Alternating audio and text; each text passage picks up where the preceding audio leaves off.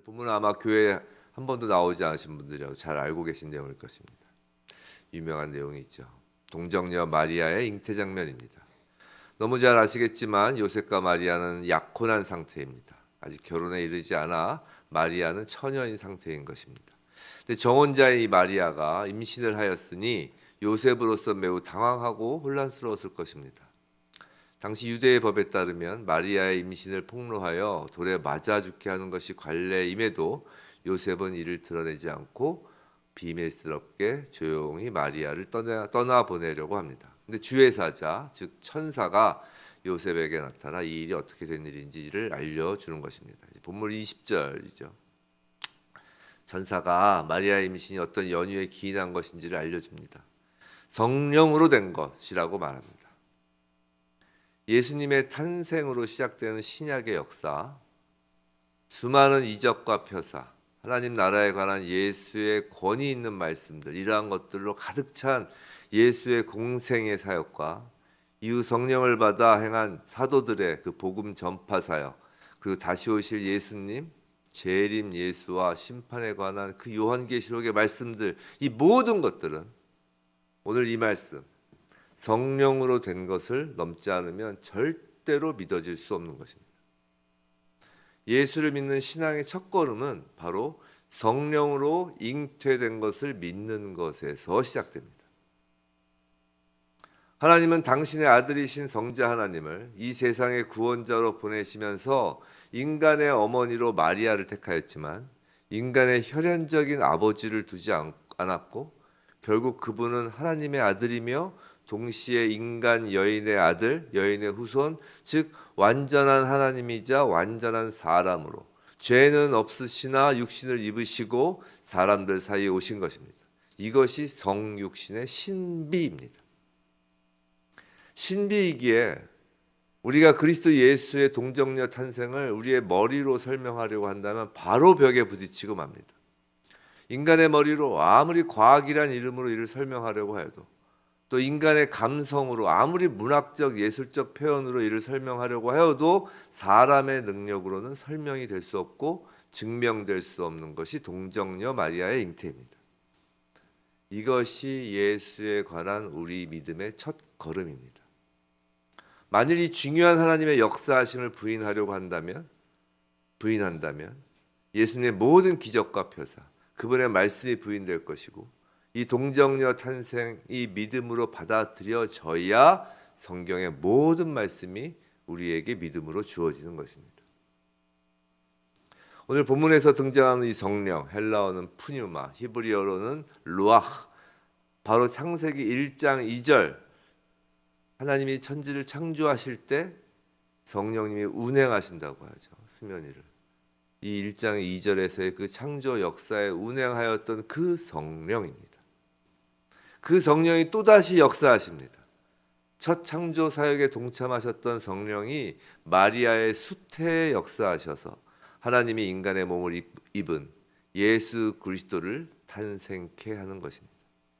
이는 태초의 천지 창조와는 또 다른 의미를 갖는 새 창조 역사를 행하셨음을 의미합니다. 예수 그리스도의 동정녀 탄생은 이 세상에서 전에는 결코 없었던 성령의 새 창조 역사입니다. 그 새 창조 역사의 목적은 한마디로 구원입니다.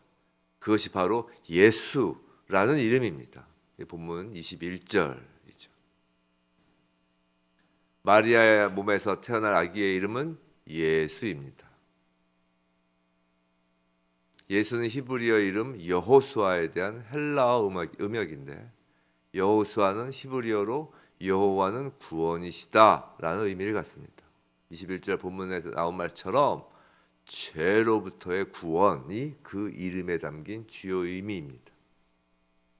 근데 한번 생각해 보세요. 왜 하나님은 그토록 사람들을 구원하시려고 인간의 몸을 입고 십자가에 달리시기까지 하였을까요? 도대체 구원이 뭐길래 하나님은 이토록 신비를 담은 동정녀 탄생을 통해 이 땅에 오시는가 말입니다. 구원하시려면 하늘에서 엄청나게 크고 든든한 동아줄을 내려주시면 될 텐데 그런 방법은 구원이라고 하기엔 적합하지 않아서 그 방법을 사용하지 않으신 걸까요? 너무 인간적이라서 그 방법을 사용하지 않으시는 걸까요? 도대체 구원, 우리가 구원을 받았다는 것이 도대체 무엇일까요? 성경의 주어, 성경의 주인공은 하나님입니다. 우리가 아니에요. 하나님이에요. 하나님 편에서 하나님 마음을 알아가는 것, 그것이 중요합니다. 하나님 편에서 구원이 무슨 의미인지가 중요한 것입니다. 오늘 본문에서 하나님이 주어로 쓰인 말씀이 있습니다. 그건 바로 임마누엘입니다. 본문 23절에 나온 말씀. 임마누엘. 히브리어로 엘, 임마누엘의 엘은 하나님이고요.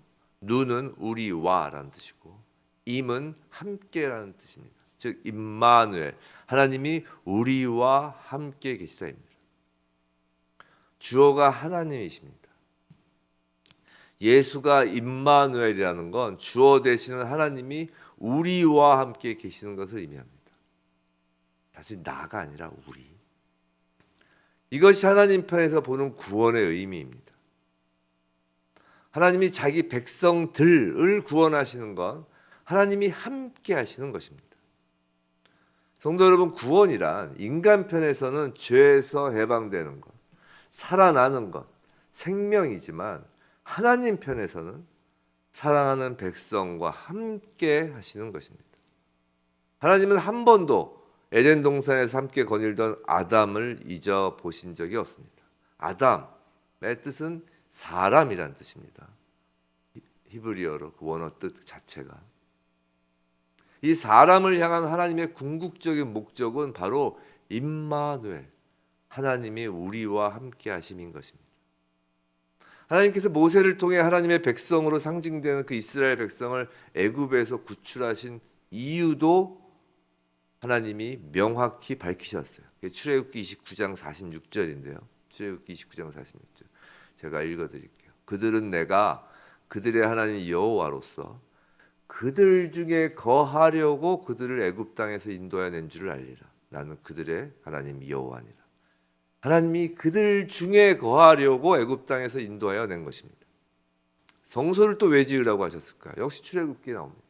25장 8절 제가 읽어드릴게요. 내가 그들 중에 거할 성소를 그들이 나를 위하여 짓되 그들 중에 거하기 위함이라는 것입니다. 하나님이 성소에서 이스라엘 백성들과 함께 하시겠다는 것입니다. 하나님은 백성들과 함께 하시길 너무나도 간절히 원하십니다. 근데 그 함께 하심은 언제나 죄로 인하여 방해를 받습니다. 하나님은 완전하신 분, 완전히 거룩하신 분이기에 절대로 죄와 함께 하실 수 없습니다.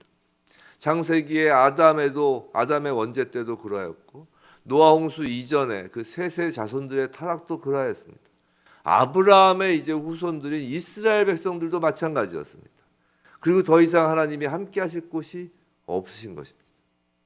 때가 참에 어제 말씀드린 것처럼 제사장이 무너지고 이스라엘 왕이 우상을 섬기고 선지자가 끊겼을 때 이제 때가 찼습니다.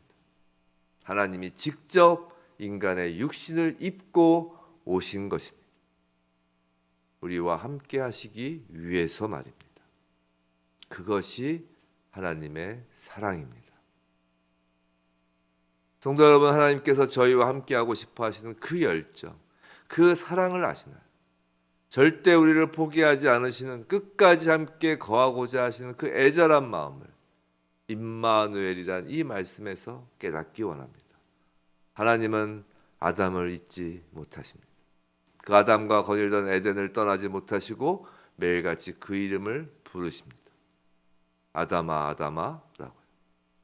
하나님은 아담과 함께하는 것 그 자체가 목적인 것입니다. 구원은요, 죄에서 벗어나고 영원히 사는 생명을 얻고 그것이 전부가 아닙니다. 그건 과정이고 오히려 결과일 뿐입니다. 본질적으로 구원, 하나님이 원하시는 것, 가장 바라시는 건 사랑하는 자녀와 함께 하는 것입니다. 처음부터 마지막까지 하나님의 모든 마음은 함께 있고 싶은 마음이고, 성경은 하나님의 그 포기할 수 없는 사랑을 기록하는 것입니다. 마태복음의 맨 마지막 예수님 말씀을 기억하시죠.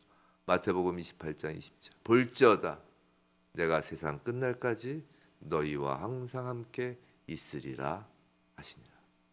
우리와 항상 함께 있을 것을 약속하시고 성령을 보내주셔서 그 약속을 이루셨습니다. 성도 여러분, 이것이 복음입니다. 기쁨의 소식입니다. 복, 하나님이 함께 하시는 것이 복입니다. 성령으로 잉태한 동정녀 탄생이 단지 신비로운 이야기로 머무르시나요? 임마누엘, 하나님이 우리와 함께 하시다라는 말이 단지 머리로 암송되는 성경 구절에 머무르시나요? 아니면 실제로 하나님과 함께 살고 계신가요? 지금 하나님이 말씀하십니다.